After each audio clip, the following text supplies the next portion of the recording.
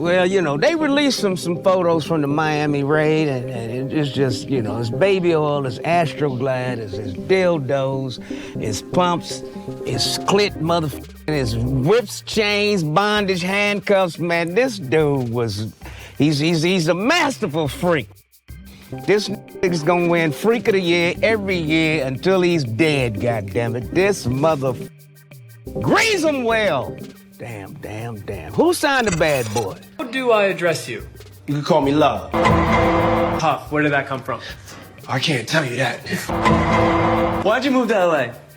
Oh, for the kids. There are no misconceptions about me. Whatever happened to that Farnsworth Bentley guy? Oh, Farnsworth is doing great. Okay. Where do you go to relax in the world? I like the Caribbean. And it's just no fun being famous anymore. It feels like I'm storming the beach of Normandy, World War II. The bullets are whizzing by and stuff is exploding. I'm just like, and then every once in a while something terrible happens. Bow! And I'm like, oh no! Puffy got hit! And Puffy be like, oh, keep going, Playboy. I kicked the face and forgot about it. It's all about alleged victim Jane's testimony today in the Sean Diddy Combs trial. Back on the stand, she testified about voyeuristic sex and drugs. Audio recordings were played, texts were read. Testified about how Combs allegedly coerced her into multiple sexual episodes with other men. I think they're really kind of honing in that it's trafficking by fraud specifically. So for example, if she was under the impression that the two would be just spending time together, and then what would turn out was that they would end up having these hotel nights or debauchery nights or freak off. It wasn't trafficking necessarily by force or coercion, but they believe that this is trafficking by fraud. And so, wait a minute, are we opening up a slippery slope where I'm the boyfriend and I'm like, hey, I'm gonna buy you a house if you sleep with me. I'm gonna buy you a house if you give me a threesome, and I keep promising and I don't. Is that now S trafficking? Where's the gray line here? Or was Diddy just tricking? And part of what he wanted from this particular woman was this type of sex. Holy, he said you got issues with the I got a kid with. We already know. Oh my God, chat. Oh my God, it's 50's baby mom, who is Jane Doe. Wow, it's Daphne Joy. Wow. 50 hit me right now. He said, get on my Instagram page. Go look what I posted 5 minutes ago. Why 50 post this? He posted him and Sire. Shout out to Big Sire. He said, what the is going on? Let's say, for example, her baby daddy is upset that she was even involved with this, right? Because I'm sure he would be. Any man would be. Your baby daddy is taking the custody, then what do you lose? All your income, because you no longer have Diddy's income because he's locked up. And now you no longer have the child support that you chose to live on rather than getting a job, rather than doing something. Shame on you, because Diddy was paying her rent. Girl, how about you get a job like the rest of us? Get a job. She literally said her two sources of income was child support from her baby daddy and the allowance Diddy was giving her. Excuse me, ma'am. You are a whole grown woman. When you find out the girl that you put a baby in went to become a concubine for another, is getting into freak off, she's the replacement of the replacement, the new draft recruit that's replacing Cassie and Gina in the freak offs, that's embarrassing. You elevated her to a baby mom. She turned into a concubine back again. Listen, you can't stop a hoe. That's a fact. Many great men have tried, but a hoe always gonna be a hoe. Yo, I thought 50 said, have a baby by me, baby, be a millionaire. Baby by me, baby, be a millionaire.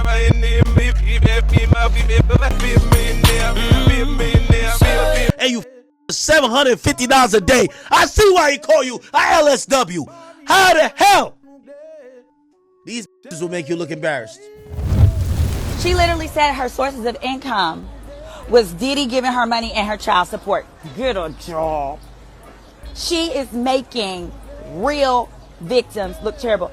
She really sat up there and said that Diddy had asked her how much of an allowance she liked. She said 15,000. Diddy said no, 10. You know what she does? She takes the whole 10 and says, okay, well, I'm gonna go get an apartment. I'm gonna go get a house. I want to rent a house for $10.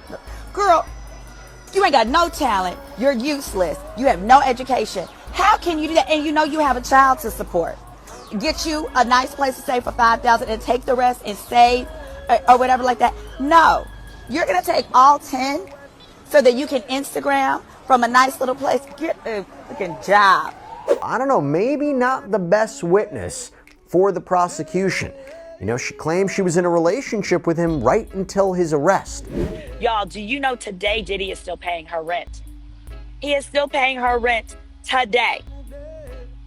And in addition, she gets an additional approximately $7,000 in child support. She said she saw it as this was him giving her something that made her feel real love. Y'all, the defense is going to tear that up. That real love to you is $10K a month. And that before you were getting $10K a month, you didn't feel that you were being loved? Or is this now more worthwhile? She was doing things to maintain a lifestyle. She was getting peed on. She was getting ran through by multiple people.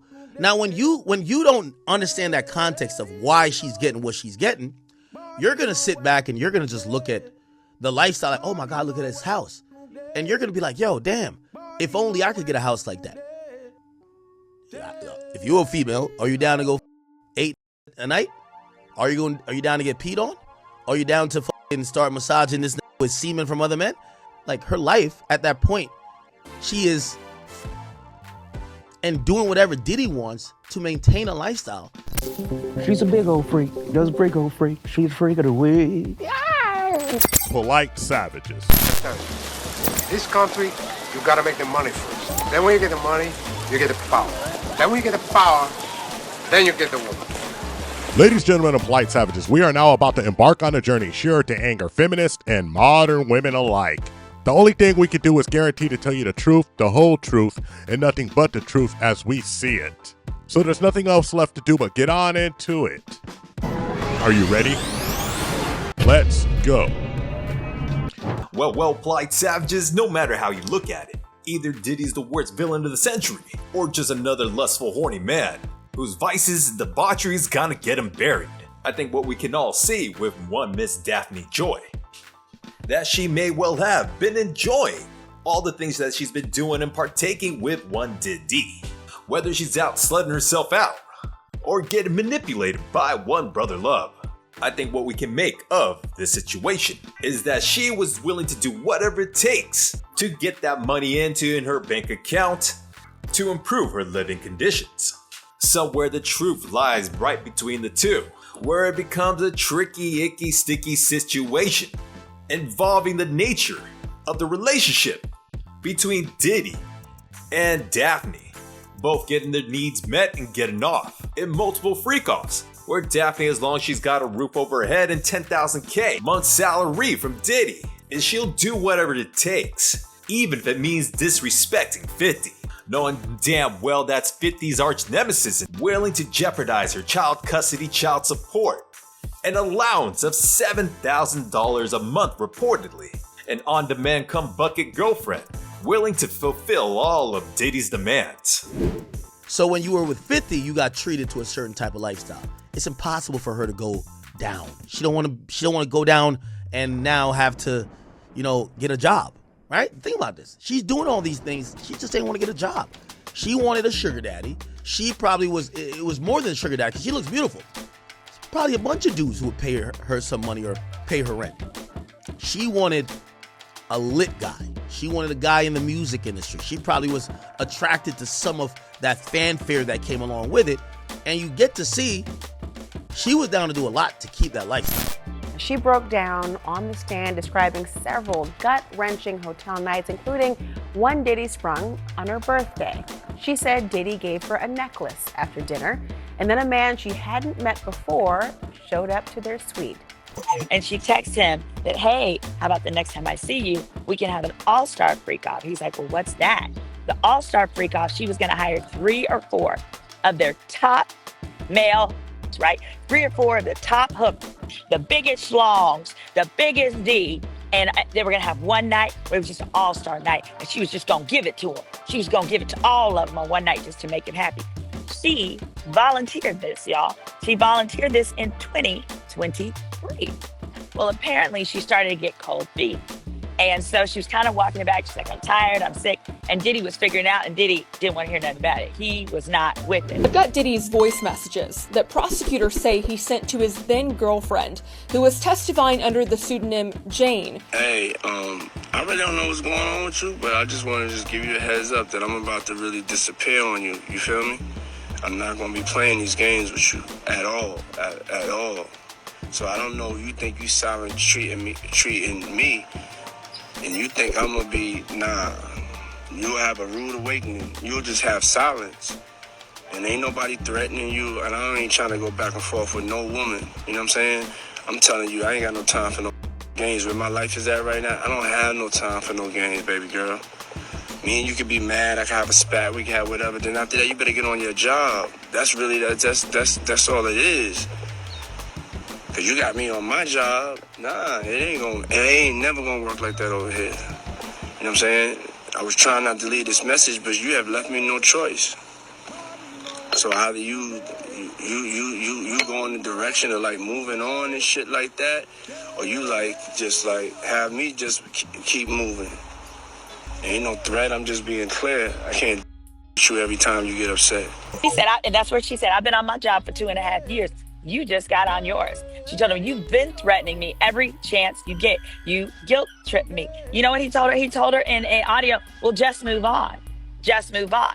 Y'all, the defense is going to pick that up. Diddy is telling her, move on. The prosecution, that Diddy, they play the audio where Diddy tells the girl, just move on. Just move on. She says, I can't move on and forgive you until you apologize. You keep threatening me. He said, that's not a threat, that's a promise. As in, he's not going to talk to her anymore.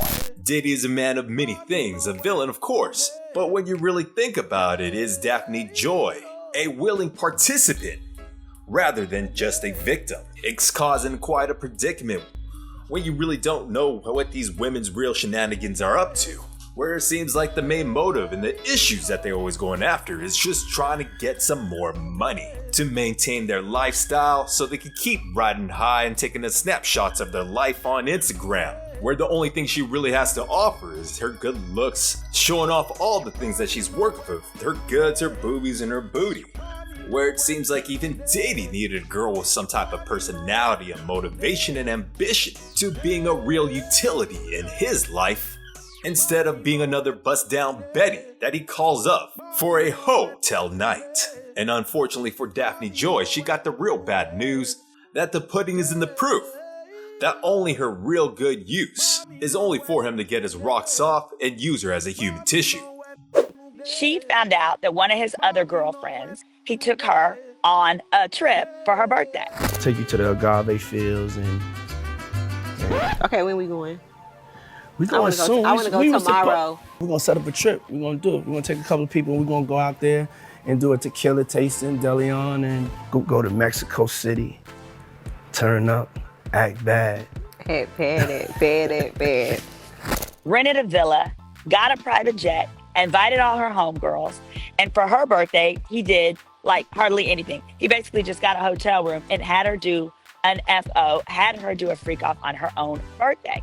And that just broke her heart, because then subsequently she saw that for Young Miami's birthday, Young Miami got a private jet. So she had become like envious of his relationship with her. Okay, so you acting bad. Acting all the way bad. So what the fuck you got going on? We date.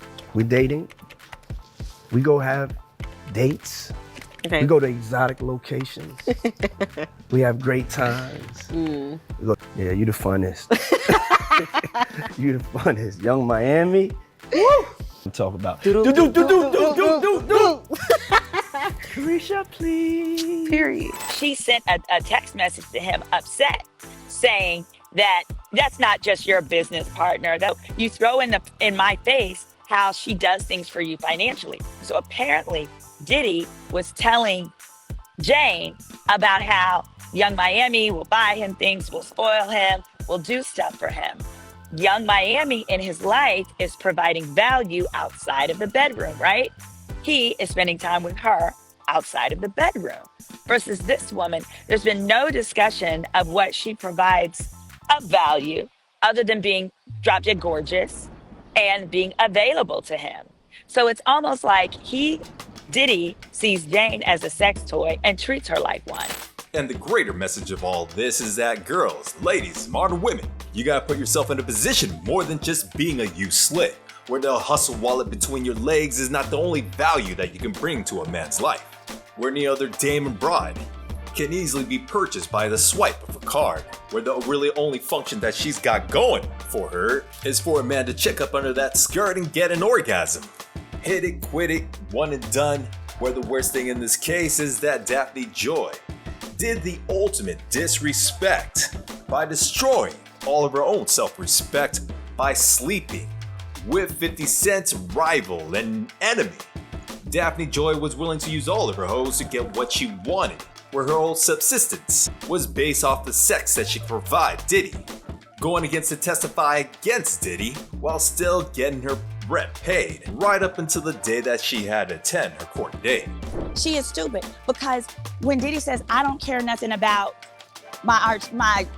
this person I don't like, of course he's not gonna care because he's knocking your boots through the wall now.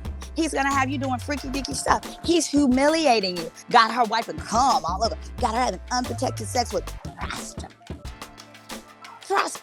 He won, baby. He won. He now has the ability to humiliate, in his view, humiliate his enemy. But now he's also doing it to his woman. And he's recording it. And he's gonna have tapes. And he's gonna be able to blackmail her. That's all I got for you, you polite savages. Like and subscribe. Hit us up on all social media networks. We found true happiness.